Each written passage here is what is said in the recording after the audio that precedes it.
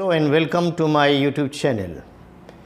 Dear viewers, here I am with the fifth part in connection with personality development, and I am carrying on with the topic heredity and environment. Now in this fifth part, I am going to carry on with the environmental aspect, because I have already very comprehensively dealt the heredity part. Now in my last fourth video, I had discussed some of the important areas, how environment influence in the making of a person. Now I am going to carry on with some of the other factors also that influence a person's personality, or those factors that influence or affect or make a person's personality. Now in my last video I had talked about the five big factors, namely number one, upbringing; number two, natural environment; number three, culture; number four, geographical location; and fifth, life experience.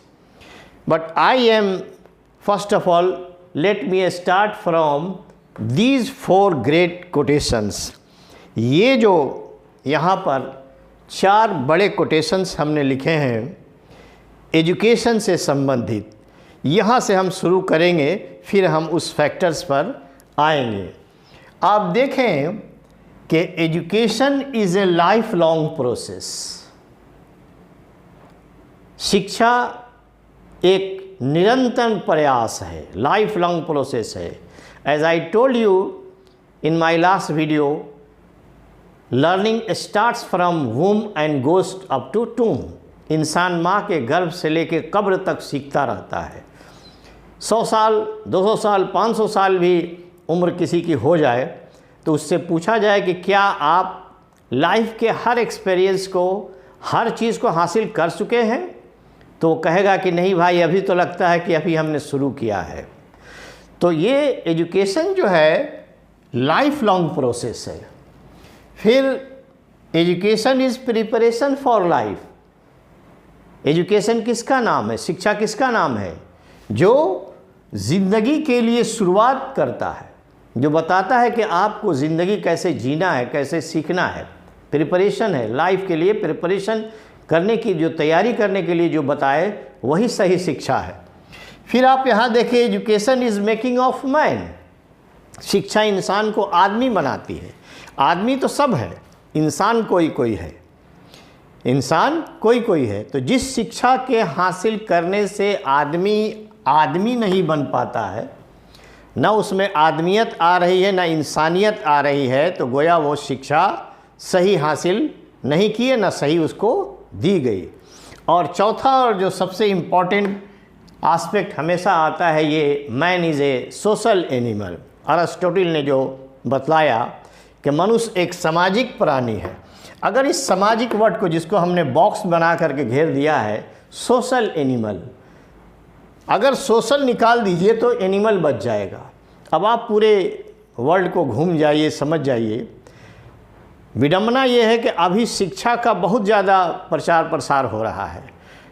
लोग समझ गए हैं कि शिक्षित होने में ही फ़ायदा है, लेकिन इसमें वो आस्पेक्ट जो शिक्षा का है वो गौण होता जा रहा है और मुख हो जा रहा है पैसा पैसा पैसा, इज़्ज़त, शोहरत, दौलत। जो शिक्षा में जो स्पिरिचुअलिज्म थी, जिसको हमने लास्ट वीडियो में कहा, education is A harmonious development of head, heart and hand. Head, heart and hand, जिसमें हेड तो बहुत हो जा रहा है, अच्छा, हैंड से भी, यानी मोटर एबिलिटी से, स्पोर्ट्स में बहुत नाम लोग कमा ले रहे हैं, इज़्ज़त, शोहरत, दौलत।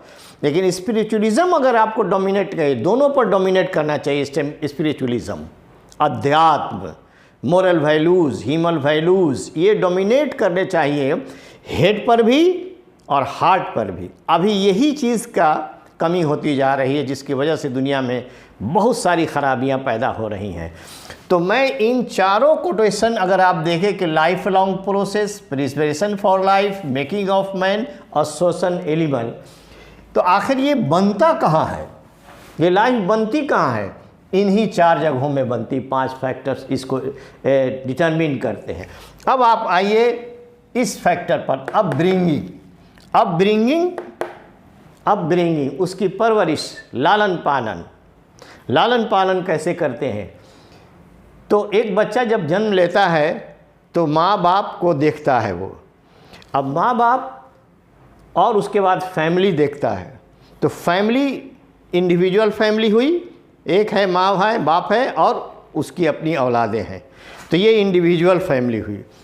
इस इंडिविजुअल फैमिली में जन्मने वाला बच्चा, इंडिविजुअलिज्म उसके अंदर ज़्यादा आ जाता है, वो सेल्फ सेंटर्ड ज़्यादा हो जाता है, उसमें सेल्फिशनेस ज़्यादा नज़र आएगी और वो गिव के वैल्यू को नहीं जानेगा, टेक के वैल्यू को ज़्यादा जानेगा।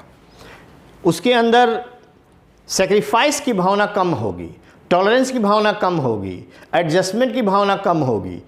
ये सारी चीज़ें आती हैं। इन चीज़ों पर अब पेरेंट्स को ध्यान देने की ज़रूरत पड़ेगी। लेकिन अगर इसी पेरेंट्स में जॉइंट फैमिली में अगर है, जहाँ माँ बाप के अलावा चाचा चाची को देख रहा है, दादा दादी को भी देख रहा है, मामा मामी को देख रहा है, एक पूरे कुंबे को किसी न किसी शक्ल में उससे मुलाकात होती है, देखती है, तो उसका वो जो इन्वायरमेंट, जिस इन्वायरमेंट पल बढ़ रहा है, उसका असर उसके मेंटल पर पड़ेगा और वो उसमें ज़्यादा निखार आएगा, वो ज़्यादा सेक्रीफाइसिंग होगा, ज़्यादा टॉलरेंट होगा, वो सेल्फ सेंटर्ड नहीं होगा, वो सेल्फ सेक्रीफाइसिंग उसके अंदर क्वालिटी आएगी। तो ये इन्वायरमेंट अपब्रिंगिंग में पैदा होता है।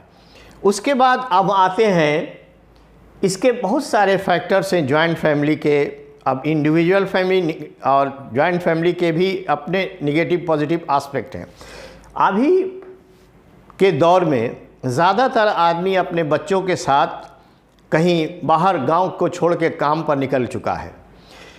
लेकिन जो लोग गांव को हमेशा के लिए छोड़ दिए हैं उनके बच्चों का मेंटेलिटी, लेकिन जो लोग गांव से रिश्ता बरकरार रखे हैं, अपने पुरखों के जगह से उन तमाम लोगों से मिलना जुलना जारी रखे हैं, त्योहारों में शादी ब्याह में आते जाते हैं, तो सब एक दूसरे को देख रहे हैं, तो उसकी वो जो इन्वायरमेंट पल रहा है उसकी मेंटेलिटी उस बच्चे की दूसरे ढंग की होगी।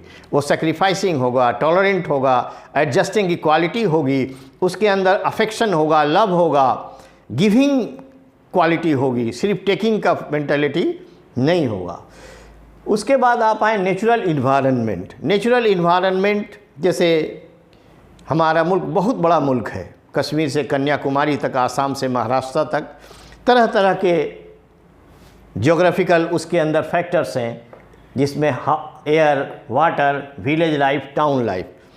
अब टाउन लाइफ के इन्वायरमेंट में जो बच्चे पल बढ़ रहे हैं, उनकी सोच, उनका मेंटेलिटी, उनका कैरेक्टर, उनके हैबिट्स अलग ढंग के होंगे। और जो विलेज लाइफ में है वहाँ एक मासूमियत मिलेगी, वहाँ एक इनोसेंस मिलेगा, वहाँ एक पाकीज़गी मिलेगी आपको। वो इतने छल कपट का माहौल में नहीं पैदा होंगे, वो एक नेचुरल माहौल होगा। तो ये जो नेचुरल माहौल है, और जैसे पहाड़ी इलाके पर कोई है, ज़मीनी इलाके के में कोई है, सब में डिफरेंसेस होते चले जाएंगे। ठीक उसी तरह अब आप देखें कल्चर, तीसरा फैक्टर कल्चर है। हमारे मुल्क में डाइवर्सिटी है कल्चर में। आसाम, आप ईस्टर्न इंडिया में उधर चले जाएं, आसाम है, मणिपुर है, त्रिपुरा है, मेघालय है, और इस तरह के जो स्टेट हैं, अंडमान निकोबार द्वीप समूह है, फिर कश्मीर है, और दिल्ली से लेकर के बिहार, बंगाल, ये सब अलग अलग कल्चर हैं। तो जो जिस कल्चर में पल बढ़ रहा है, ये कल्चर भी, हमारे कल्चरल इन्वायरमेंट भी हमारे पर्सनालिटी को अफेक्ट करता है। तरह तरह के फोकलोर्स हैं, डांस है, बोलियां हैं, तरह तरह की बोलियां हैं, डायलेक्ट हैं, सबके लबो लहजे अलग हैं। तो ये सारी चीज़ें जो कल्चर में है, ये सारी चीज़ें अफेक्ट करती हैं एक पर्सन को। इन्वायरमेंट, ये सारी चीज़ें इन्वायरमेंट में आती हैं और ये सब हमारे जीवन में किसी न किसी शक्ल में अफेक्ट करते हैं। उसके बाद चौथा है ज्योग्राफिकल लोकेशन। आप अपने मुल्क को देखें, पहाड़ी इलाके के लोगों के जिस्म की बनावट, खाने पीने का अंदाज़, उठने बैठने का अंदाज़, फिर उनका चलने फिरने का, बहुत सारे फैक्टर्स, उनकी उस जगह के बच्चों की मेंटेलिटी, और आप अगर मैदानी इलाकों में बच्चों में आप देखेंगे बहुत डिफरेंस होगा।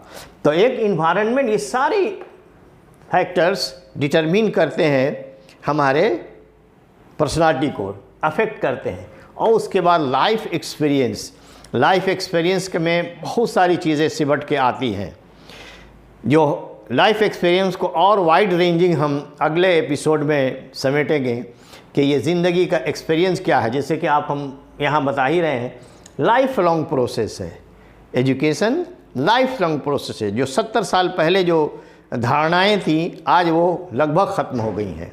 जो अभी जो ख्यालात हैं वो कल नहीं होंगे।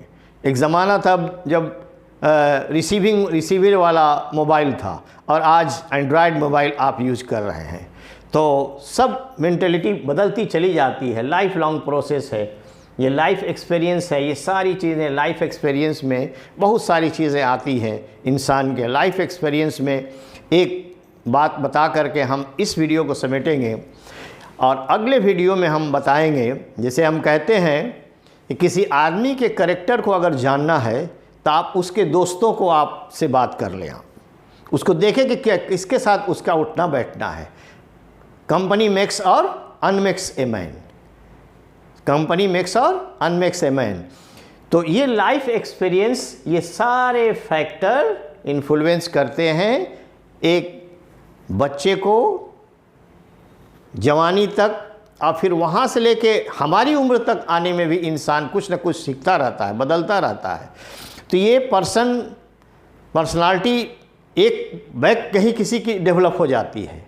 तो इसलिए मैं ये कहना चाहता हूँ शॉर्ट में कि लाइफ एक्सपीरियंस बहुत मीनिंग रखता है, जिसको हम अगले एपिसोड में और इसके वाइड रेंजिंग एस्पेक्ट को समेटेंगे। आई होप कि I have made this area of the influence of environment very clear. Like, share and subscribe my channel. Thank you so much indeed.